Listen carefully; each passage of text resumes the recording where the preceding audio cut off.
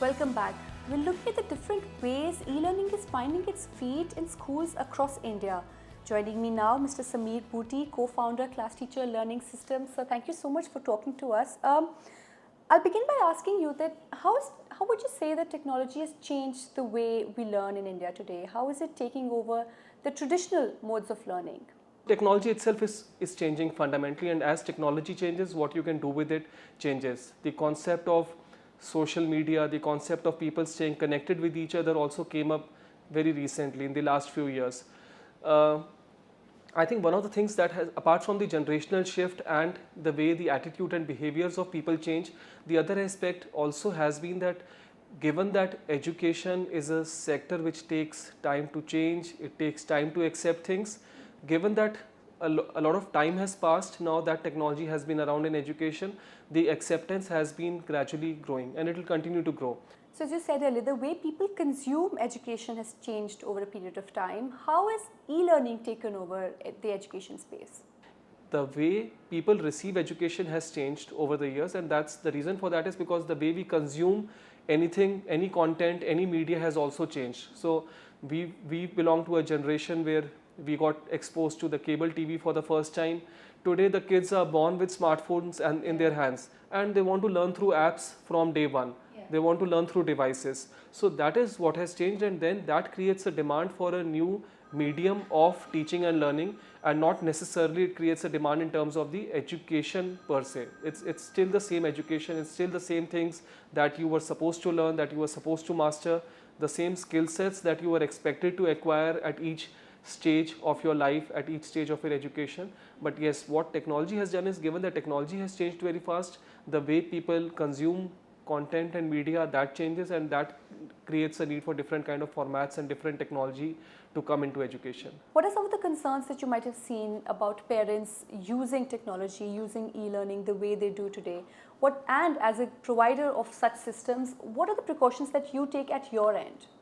So yeah, we've heard all sorts of concerns coming in from the parents. So there are parents who've expressed the concern of child spending too much time on the screen as one of the concerns. But then most parents realize that irrespective, the child is going to spend that time on the screen in any case. Yeah. So whether he uses it for education or entertainment, he would do that. So if he could do that for education and it helps the child, it's all the more better. And you have better technologies available today. You have the kind of screens and the kind of anti-glare screens that you get. The impact has been reduced. What are the different products that you have that sort of make the curriculum available to students everywhere and anywhere?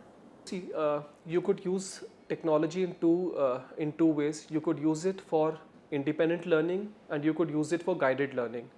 So if you look at it, if there is a student in a very small town where he does not have access to quality teachers, I don't say that the technology can replace a teacher.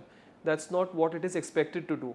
But it can fill in the gap of not having a quality teacher.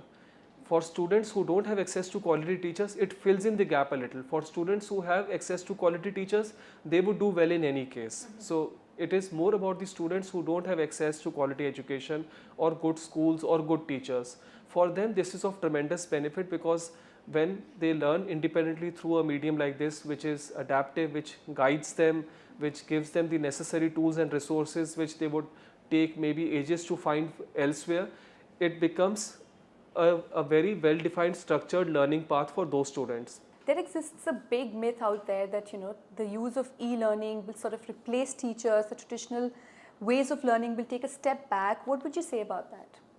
A quality teacher can never be replaced. So it's only a teacher which is worth replacing can be replaced by technology, but otherwise I don't think it can do that. And like I said, you can always bridge the gap.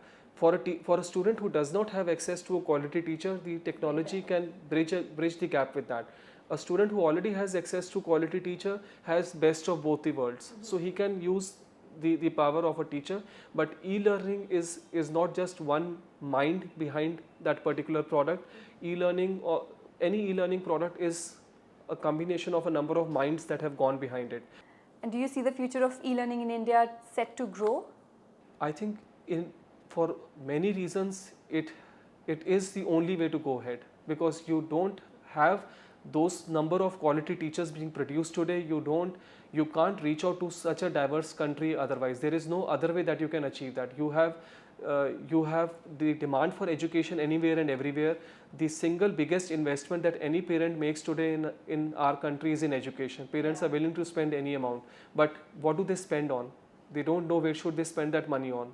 So eventually, beyond sending the child to a private school, which is the first choice for most students, whether or not, for most parents, whether or not they can afford it, they prefer sending the child to a private school because of the perception that they would get better quality of education. So if they have tools like this which can further enhance the kind of education that a child could get, they would certainly want to have something like this. Thank you so much, sir. Thanks for talking to us. That's a wrap on the show. Thanks for watching. Catch the Heads Up episodes you might have missed during the week at these times only on NDTV Prime.